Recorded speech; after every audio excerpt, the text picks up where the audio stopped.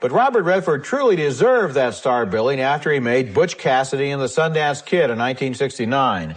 Redford and Paul Newman created one of the most famous pairings in movie history. Butch Cassidy and the Sundance Kid was a film whose outlaw personalities perfectly suited the anarchic spirit of the late 1960s. And it was the first of many films that demonstrated Redford's almost uncanny ability to pick projects in sync with the mood of the time. I think it's interesting to try and figure out why this was the film that catapulted him into superstardom. And I think one of the things had to do with he held his own against Paul Newman, and he seemed younger than Paul Newman. And I think that people were saying, hey, who is this other guy? When I mean, I adore Newman, and here's this other guy, and he's even more glamorous. You know, I was on the set of Butch Cassidy and the Sundance Kid when they were making it. It was the first time I met either Paul Newman or Robert Redford.